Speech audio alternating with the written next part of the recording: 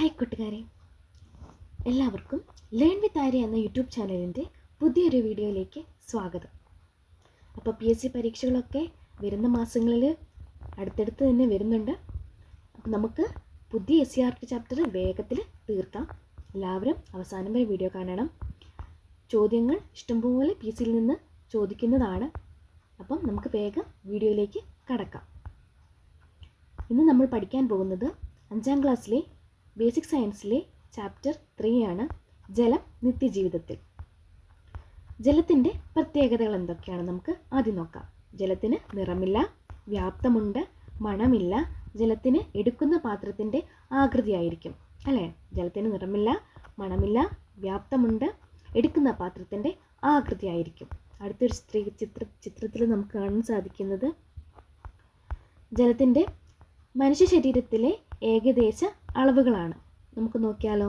തലച്ചോറിൽ 73%, രക്തത്തിൽ 94%, വൃക്കകൾ 79%, പേശികൾ 75%, അസ്ഥികൾ 31%, ശ്വാസകോശങ്ങൾ 83%, ഹൃദയം 75% എന്നിവയൊക്കെയാണ് ജലത്തിൻ്റെ ഏകദേശ അളവ്. ഒന്നുകൂടെ പറയാം.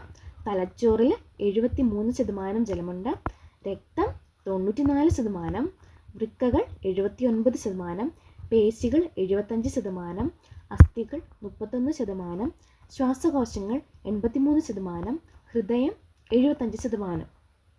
അപ്പം ഇത്രയാണ് നമ്മുടെ ശരീരത്തിലെ ജലത്തിൻ്റെ ഏകദേശ അളവെന്ന് പറയുന്നത്. അടുത്തത് സസ്യങ്ങളിൽ ജലം വഹിക്കുന്ന ധർമ്മങ്ങൾ എന്തൊക്കെയാണ് നമുക്ക് നോക്കാം.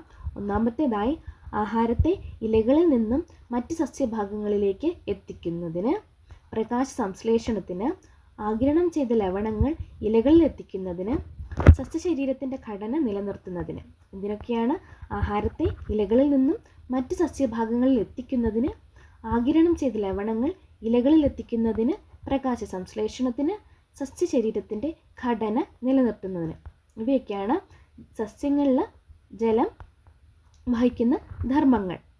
അടുത്തത് ജലത്തിൽ ലയിക്കുന്നവ എന്തൊക്കെയാണ് നമുക്കറിയാമല്ലേ. പഞ്ചസാര, ഉപ്പ്, തുരിശ്, അപ്പക്കാരം, സോപ്പ് പൊടി, പൊട്ടാസ്യം പെർമാംഗനേറ്റ് ഇവയൊക്കെ ജലത്തിൽ ലയിക്കുന്ന വസ്തുക്കളാണ്. എന്തൊക്കെയാണ്? പഞ്ചസാര, ഉപ്പ്, തുരിശ്, അപ്പക്കാരം, സോപ്പ് പൊടി, പൊട്ടാസ്യം പെർമാംഗനേറ്റ്.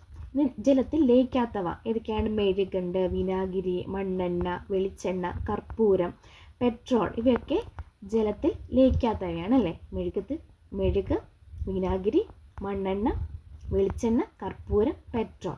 ഇനി അടുത്തത് വാതകങ്ങൾ ജലത്തിൽ ലയിക്കുന്നു. ജലത്തിൽ ലയിച്ചു ചേർന്നിട്ടുള്ള ഓക്സിജനാണ് അക്വേറിയത്തിലെ മത്സ്യങ്ങൾ ശ്വസിക്കുന്നത് അല്ലേ. ജലത്തിൽ ലയിച്ചു ചേർന്നിട്ടുള്ള ഓക്സിജനാണ് മത്സ്യങ്ങൾ ശ്വസിക്കുന്നത്. ഇനി സോഡ ഉണ്ടാക്കാൻ ജലത്തിൽ ലയിപ്പിക്കുന്ന വാതകം ഏതാണ്? Carbon dye oxide. സോഡ ഉണ്ടാക്കാൻ ജലത്തിൽ ലയിപ്പിക്കുന്ന വാതകം ഏതാണ്? Carbon dioxide. അടുത്തത് സോഡാക്കുപ്പി തുറക്കുമ്പോൾ കുമിളകൾ ഉണ്ടാകുന്നതിന് കാരണം എന്താണ്? സോഡാക്കുപ്പി തുറക്കുമ്പോൾ കുമിളകൾ ഉണ്ടാകുന്നതിന് കാരണം എന്താണ് നമുക്ക് നോക്കാം. സോഡാക്കുപ്പി തുറക്കുമ്പോൾ ജലത്തിൽ ലയിച്ചു ചേർന്ന കാർബൺ ഡൈ ഓക്സൈഡ് വാതകം സ്വതന്ത്രമാകുന്നു, അതുകൊണ്ട് കുമിളകൾ ഉണ്ടാകുന്നു. അപ്പം കാർബൺ ഡൈ ഓക്സൈഡ് വാതകം സ്വതന്ത്രമാകുമ്പോഴാണ് കുമിളകൾ സോഡാക്കുപ്പിയിൽ നിന്നും ഉണ്ടാകുന്നത്. അടുത്ത് നോക്കി. ലായനി, ലീനം, ലായകം. നോക്കി. പഞ്ചസാര ലായനി, അതിൽ ലീനം ഏതാണ്? പഞ്ചസാര, ലായകം വെള്ളം. സോഡയിൽ ലീനം കാർബൺ ഡൈ ഓക്സൈഡ്, ലായകം വെള്ളം. തുരിശ് ലായനിയിൽ ലീനം തുരിശ്, ലായകം വെള്ളം. നേർപ്പിച്ച വിനാഗിരിയിൽ ലീനം വിനാഗിരി, ലായകം വെള്ളം. ലീനം എന്താണ്? സൊല്യൂട്ട്. ലയിച്ചു ചേരുന്ന വസ്തു, അതാണ് ലീനം എന്ന് പറയുന്നത്. ലയിച്ചു ചേരുന്ന വസ്തു, ഇപ്പോൾ പഞ്ചസാരയാണെങ്കിൽ പഞ്ചസാര, ഉപ്പ്, അതൊക്കെ എന്താണ്? ലീനമാണ്, സൊല്യൂട്ട്. ഇനി ലീനം എന്തിലാണോ ലയിച്ചു ചേരുന്നത് ആ വസ്തുവാണ് ലായകം അഥവാ സോൾവെൻ്റ് എന്ന് പറയുന്നത്. അപ്പം ആ വസ്തു എന്തിലാണോ ലയിക്കുന്നത് അതാണ് ലായകം എന്ന് പറയുന്നത്. ഇനിയിപ്പോൾ ലീനം ലായകത്തിൽ ലയിച്ചുണ്ടാകുന്നതിനെ ലായനി എന്ന് പറയുന്നു, അതായത് സൊല്യൂഷൻ എന്ന് പറയുന്നു. ലീനം പ്ലസ് ലായകം = ലായനി. അടുത്തത് ചക്കപ്പശ, ടാർ എന്നിവ പറ്റിപ്പിടിച്ചാൽ വെള്ളം കൊണ്ട് കഴുകിക്കളയാനാകാത്തതിന് കാരണം എന്താണ്? ചക്കപ്പശ, ടാർ എന്നിവ ജലത്തിൽ ലയിക്കത്തില്ല. അപ്പോൾ അതുകൊണ്ടാണ് അവ നീക്കാൻ നമ്മൾ വെളിച്ചെണ്ണയും മണ്ണെണ്ണ പോലുള്ള വസ്തുക്കളൊക്കെ ഉപയോഗിക്കുന്നത്. ചക്കപ്പശയും ടാറൊന്നും ജലത്തിൽ ലയിക്കത്തില്ല. അപ്പോൾ അവ നീക്കാൻ നമ്മൾ വെളിച്ചെണ്ണ മണ്ണെണ്ണ പോലുള്ള വസ്തുക്കളാണ് ഉപയോഗിക്കുന്നത്.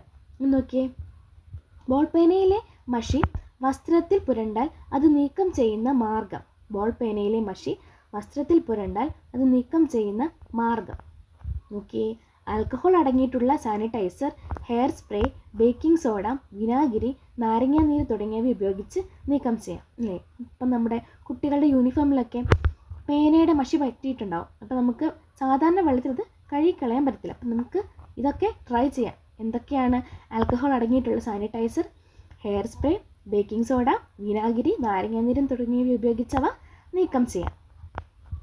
വെള്ളത്തിൽ ലയിക്കുന്ന വസ്തുക്കൾ മണ്ണെണ്ണയിലും വെളിച്ചെണ്ണയിലും ലയിക്കില്ല. ഓർമ്മിക്കണം, വെള്ളത്തിൽ ലയിക്കുന്ന വസ്തുക്കൾ ഒരിക്കലും മണ്ണെണ്ണയിലും വെളിച്ചെണ്ണയിലും ലയിക്കത്തില്ല. ജലത്തിന് നിരവധി വസ്തുക്കളെ ലയിപ്പിക്കാൻ കഴിവുണ്ട്. അതിനാൽ ജലത്തെ സാർവിക ലായകം എന്ന് പറയുന്നു. എന്താണ്? യൂണിവേഴ്സൽ സോൾവെൻറ്റ് എന്ന് വിളിക്കുന്നത് ആരെയാണ്? ജലം, വാട്ടറിന്. ജലത്തിന് നിരവധി വസ്തുക്കളെ ലയിപ്പിക്കാനുള്ള കഴിവുണ്ട്. അതിനാൽ ജലത്തെ വിളിക്കുന്നതാണ് യൂണിവേഴ്സൽ സോൾവെൻറ്റ്, സാർവിക ലായകം എന്ന് വിളിക്കുന്നു. ഇനി ജലത്തിൻ്റെ ലായകശേഷി പ്രയോജനപ്പെടുത്തുന്ന സന്ദർഭങ്ങൾ ഏതൊക്കെയാണ് നമുക്ക് നോക്കാം. ഒന്ന്, വസ്ത്രങ്ങൾ അലക്കൽ. രണ്ടാമത്തേത് കുളിക്കൽ, ഭക്ഷണം പാകം ചെയ്യൽ. ഇത് ജലത്തിൻ്റെ ലായകശേഷി പ്രയോജനപ്പെടുത്തുന്ന സന്ദർഭങ്ങളാണ്. വസ്ത്രങ്ങൾ അലക്കൽ, കുളിക്കൽ, ഭക്ഷണം പാകം ചെയ്യൽ. ഇനി വസ്തുക്കളുടെ ലയന വേഗതയെ സ്വാധീനിക്കുന്ന ഘടകങ്ങൾ എന്തൊക്കെയാണെന്ന് നമുക്ക് നോക്കാം. ഊഷ്മാവ്, രണ്ടാമത്തേത് പ്രതല വിസ്തീർണം, മൂന്നാമത്തേത് പദാർത്ഥത്തിൻ്റെ അതായത് ലീനത്തിൻ്റെ സ്വഭാവം. ഊഷ്മാവ്, പ്രതല വിസ്തീർണം, ലീനത്തിൻ്റെ സ്വഭാവം. അസാധാരണ സംയുക്തം എന്നറിയപ്പെടുന്നത് എന്താണ്? ജലം. അസാധാരണ സംയുക്തം എന്നറിയപ്പെടുന്നത് ജലം. ജലത്തെ പറ്റിയുള്ള പഠനം ഏത് പേരിലാണ് അറിയപ്പെടുന്നത്? ഹൈഡ്രോളജി. ജലത്തെ പറ്റിയുള്ള പഠനമാണ് ഹൈഡ്രോളജി. ലോക ജലദിനം എന്നാണ്? മാർച്ച് 22. ദേശീയ ജലദിനമോ? ഏപ്രിൽ 14 ദേശീയ ജലദിനം. ഓക്കെ, ഇപ്പം ലോക ജലദിനം മാർച്ച് 22, ദേശീയ ജലദിനം ഏപ്രിൽ 14. അടുത്തത്, ലായനികൾ പലതരത്തിൽ. ഓക്കെ, ഖരം ദ്രാവകത്തിൽ ലയിച്ചത്. അതിനുള്ള ഉദാഹരണം ഏതാണ്? ഉപ്പുവെള്ളം. ഖരം ദ്രാവകത്തിൽ ലയിച്ചത് ഉപ്പുവെള്ളം. വാതകം ദ്രാവകത്തിൽ ലയിച്ചത്, ഉദാഹരണം സോഡാവെള്ളം. വാതകം ദ്രാവകത്തിൽ ലയിച്ചത് സോഡാവെള്ളം. രണ്ട് ദ്രാവകങ്ങൾ ലയിച്ചത്, ഉദാഹരണം വിനാഗിരിയും ജലവും. രണ്ട് ദ്രാവകങ്ങൾ ലയിച്ചത് വിനാഗിരിയും ജലവും. രണ്ട് ഖരവസ്തുക്കൾ ലയിച്ചത്, ഉദാഹരണം ലോഹങ്ങൾ ഉരുക്കി ഉണ്ടാക്കുന്ന സങ്കരലോഹങ്ങൾ. സ്വർണം, സ്റ്റെയിൻലെസ് സ്റ്റീൽ, പിച്ചള. രണ്ട് ഖരവസ്തുക്കൾ ലയിച്ചതാണ് സ്വർണം, സ്റ്റെയിൻലെസ് സ്റ്റീൽ, പിച്ചള. ജലത്തിൻ്റെ ഖരാവസ്ഥ അറിയപ്പെടുന്നത് ഐസ്. ജലത്തിൻ്റെ ഖരാവസ്ഥ ഐസ്. ജലത്തിൻ്റെ വാതകാവസ്ഥ നീരാവി. ഖരം, ദ്രാവകം, വാതകം എന്നീ 3 അവസ്ഥയിലും പ്രകൃതിദത്തമായി കാണപ്പെടുന്ന ഏക പദാർത്ഥം ഏതാണ്? ജലമാണ്. ഖരം, ദ്രാവകം, വാതകം എന്നീ 3 അവസ്ഥയിലും ജലം പ്രകൃതിദത്തമായി കാണപ്പെടുന്നു. ഭൂമിയിലെ പ്രധാന ജലശേഖരം ഏതാണ്? കടലാണ് ഭൂമിയിലെ പ്രധാന ജലശേഖരം. അടുത്ത് നോക്കിയേ, ജലത്തിൻ്റെ സവിശേഷതയും നിത്യജീവിത സന്ദർഭവും. അതാണ് ഈ പട്ടികയിൽ കൊടുത്തിരിക്കുന്നത്. നോക്കിയേ, ജലത്തിൻ്റെ സവിശേഷത നമുക്ക് നോക്കാം. താപം വഹിക്കുന്നു. അത് നിത്യജീവിതത്തിൽ എന്തിനൊക്കെയാണ് ഉപയോഗിക്കുന്നത്? ഭക്ഷണം പാകം ചെയ്യാൻ, വ്യാവസായിക ആവശ്യങ്ങൾക്ക്. ഇനി അടുത്ത് നോക്കിയേ, വിധാനം പാലിക്കുന്നു. ജലം വിധാനം പാലിക്കുന്നു. അതെന്തിനാണ് ഉപയോഗിക്കുന്നത്? കെട്ടിട നിർമ്മാണത്തിനായി ലെവൽ ട്യൂബ് ഉപയോഗിക്കുന്നു. കെട്ടിട നിർമ്മാണത്തിനായി ലെവൽ ട്യൂബ് ഉപയോഗിക്കുന്നത് ജലം വിധാനം പാലിക്കുന്നു എന്ന സവിശേഷത കൊണ്ടാണ്. ഇനി അടുത്തത് സാർവിക ലായകമാണ് അല്ലേ. നമ്മൾ കണ്ടതാണ് ജലത്തിന് പരമാവധി എല്ലാ വസ്തുക്കളെയും ലയിപ്പിക്കാനുള്ള കഴിവുണ്ട്. അതുകൊണ്ടാണ് ജലത്തെ സാർവിക ലായകമെന്ന് വിളിക്കുന്നത്. അത് ഉപയോഗിക്കുന്ന സന്ദർഭം എന്തൊക്കെയാണ്? പാനീയങ്ങളിൽ മധുരം ചേർക്കാൻ, വസ്ത്രങ്ങൾ അലക്കാൻ. നോക്കി, ബാഷ്പീകരിക്കാനുള്ള കഴിവ്. ഉപയോഗപ്പെടുത്തുന്ന സന്ദർഭം നനഞ്ഞ തുണികൾ ഉണക്കുന്നു, ആവി ഉപയോഗിച്ച് പുട്ടുണ്ടാക്കുന്നു. ഇതൊക്കെ ജലത്തിൻ്റെ ബാഷ്പീകരണത്തിനുള്ള കഴിവ്. അടുത്തതായി മഴവെള്ളം സംഭരിക്കുന്നതിനുള്ള മാർഗങ്ങൾ നമുക്ക് നോക്കാം. നോക്കി, ഒന്നാമതായി മഴവെള്ള സംഭരണി, 2 തടയണ, 3 കിണർ റീചാർജിങ്, 4 കയ്യാല. ഇതൊക്കെയാണ് മഴവെള്ളം സംഭരിക്കുന്നതിനുള്ള മാർഗങ്ങൾ. മഴവെള്ള സംഭരണി, തടയണ, കയ്യാല, കിണർ റീചാർജിങ്. അടുത്തത് ജലമലിനീകരണം തടയാനുള്ള മാർഗങ്ങൾ എന്തൊക്കെയാണ്? നമ്മൾ കീടനാശിനികളുടെ ഉപയോഗമൊക്കെ കുറയ്ക്കുക, പ്രകൃതി സൗഹൃദപരമായ ഡിറ്റർജൻറ്റുകൾ ഉപയോഗിക്കുക, മലിനവസ്തുക്കൾ ഉചിതമായ രീതിയിൽ സംസ്കരിക്കുക. ഇവയൊക്കെയാണ് നമുക്ക് ജലമലിനീകരണം തടയാനുള്ള കുറച്ച് മാർഗങ്ങൾ. എന്തൊക്കെയാണ്? കീടനാശിനികളുടെ ഉപയോഗം കുറയ്ക്കുക, പ്രകൃതി സൗഹൃദപരമായ ഡിറ്റർജൻറ്റുകൾ ഉപയോഗിക്കുക, മലിനവസ്തുക്കൾ ഉചിതമായി സംസ്കരിക്കുക. നോക്കി, അടുത്തത് മഴത്തുള്ളി രൂപപ്പെടുന്നത് എങ്ങനെയാണ്? ജലാശയങ്ങളിൽ ചൂട് പിടിക്കുമ്പോൾ നീരാവി അന്തരീക്ഷത്തിലേക്ക് ഉയരുന്നു, അല്ലേ? ജലാശയങ്ങളിൽ ചൂട് പിടിക്കുമ്പോൾ നീരാവി അന്തരീക്ഷത്തിലേക്ക് ഉയരുന്നു. പിന്നീട് അവ തണുത്ത് മഴമേഘങ്ങളായി മാറുന്നു. ആ നീരാവി തണുത്ത് മഴമേഘങ്ങളായി മാറുന്നു. അവിടെ വെച്ച് ചെറു കണികകൾ ഒന്നിച്ചു ചേർന്ന് മഴത്തുള്ളികളായി ഭൂമിയിലേക്ക് പതിക്കുന്നു. അവിടെ വെച്ചാണ് ചെറു കണികകൾ ഒന്നിച്ചു ചേർന്ന് മഴത്തുള്ളികളായി ഭൂമിയിലേക്ക് പതിക്കുന്നു. ഇങ്ങനെയാണ് മഴത്തുള്ളി രൂപപ്പെടുന്നത്. ജലാശയങ്ങളിൽ നിന്ന് നീരാവി ചൂട് പിടിച്ച് അന്തരീക്ഷത്തിലേക്ക് ഉയരുന്നു.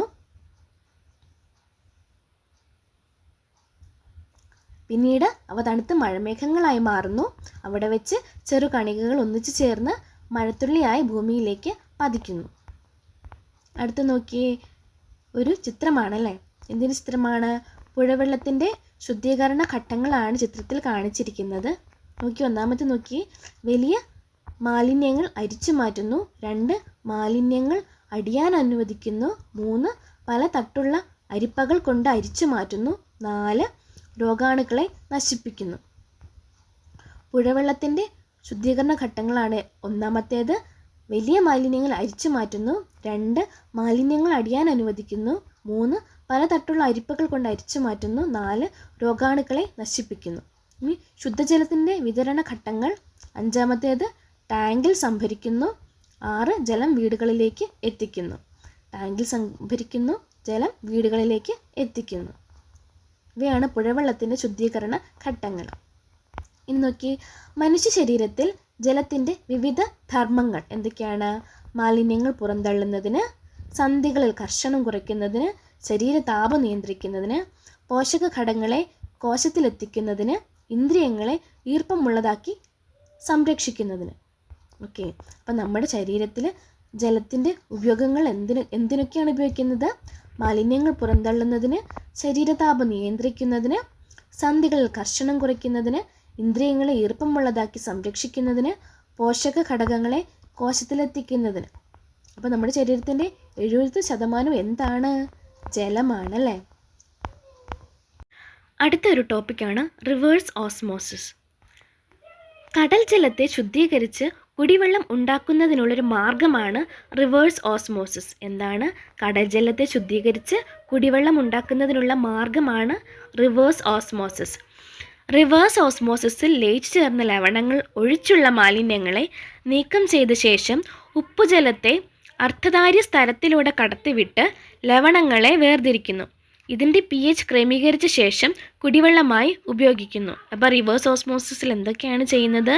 റിവേഴ്സ് ഓസ്മോസിസിൽ ലയിച്ചു ചേർന്ന ലവണങ്ങൾ ഒഴിച്ചുള്ള മാലിന്യങ്ങളെ നീക്കം ചെയ്ത ശേഷം ഉപ്പുജലത്തെ അർദ്ധധാര്യ സ്ഥലത്തിലൂടെ കടത്തിവിട്ട് ലവണങ്ങളെ വേർതിരിക്കുന്നു. ഇതിൻ്റെ pH ക്രമീകരിച്ച ശേഷം കുടിവെള്ളമായി ഉപയോഗിക്കുന്നു. ഇതാണ് റിവേഴ്സ് ഓസ്മോസിസ്. എന്തിനാണ്? കടൽ ജലത്തെ ശുദ്ധീകരിച്ച് കുടിവെള്ളം ഉണ്ടാക്കുന്നതിനുള്ള മാർഗമാണ് റിവേഴ്സ് ഓസ്മോസിസ്. അപ്പം ഇത്രയേ ഉള്ളൂ നമ്മുടെ 3-ാമത്തെ ചാപ്റ്ററിൽ. എല്ലാവർക്കും ഉപകാരപ്പെട്ടു എന്ന് കരുതുന്നു. എല്ലാവരും കമൻസ് ഇടണം. നിങ്ങളുടെ കമൻസാണ് എനിക്ക് വീഡിയോ ചെയ്യാനായിട്ടുള്ളൊരു പ്രേരകശേഷി എന്ന് പറയുന്നത്. അപ്പം എല്ലാവരും കമൻസ് ഇടണം.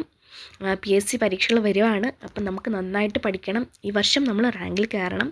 അതിനു വേണ്ടിയിട്ട് SCRT പുതിയ ചാപ്റ്ററുകൾ പഠിച്ചേ മതിയാകൂ.